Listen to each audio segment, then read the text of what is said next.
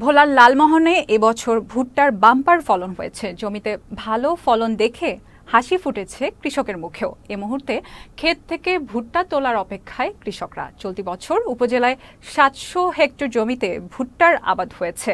আর ভুট্টা চাষে কৃষকদের প্রয়োজনীয় পরামর্শ সহ সহায়তা দিয়েছে কৃষি বিভাগ। প্রতিনিধি হাসান পিন্টুর পাঠানো তথ্য ও ছবিতে ডেস্ক রিপোর্ট। গেল বছরের তুলনায় এবছর ভুট্টার চাষাবাদ বেড়েছে দ্বীপ জেলা ভোলার লালমোহনে। স্বল্প খরচে ভালো ফলন এবং দাম পাওয়ায় ভুট্টা চাষে ঝুঁকছেন স্থানীয় চাষিরা।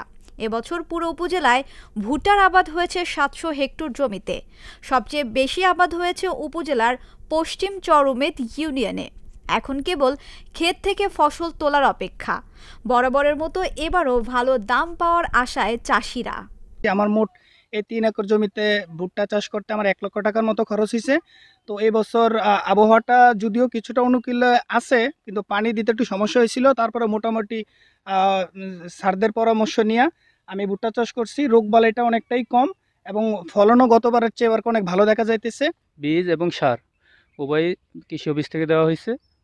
আমার ৪,০০০ টাকার মতো এক্সট্রা আমার খরচ গেছে। তো আলহামদুলিল্লাহ এই বছর আমি আশা করি যে আমাদের ফলন আপনার ২০ থেকে ২২,০০০ টাকার মতো ফলন বিক্রি করতে পারবো।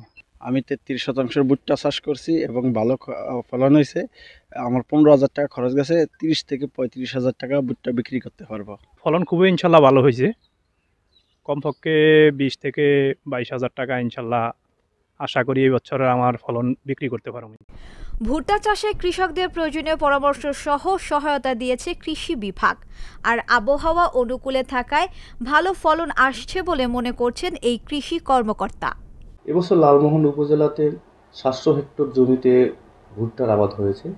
আবহাওয়া অনুকূলে থাকার কারণে কৃষকরা খুব ভালোই একটা ফলন পাচ্ছেন এবং কৃষকরা আগামী ৭ দিনের মধ্যে তাদের ভুট্টা ফসল ঘরে তুলতে পারবে বলে আশা করছি। এবছর লালমোহন উপজেলার চাষিরা কোহিনুর হাইব্রিড, ডন 111, লাকি 7 হাইব্রিড উত্তরণ সহ বেশ কয়েকটি উন্নত জাতের ভুট্টার আবাদ করেছেন। Channel S news desk.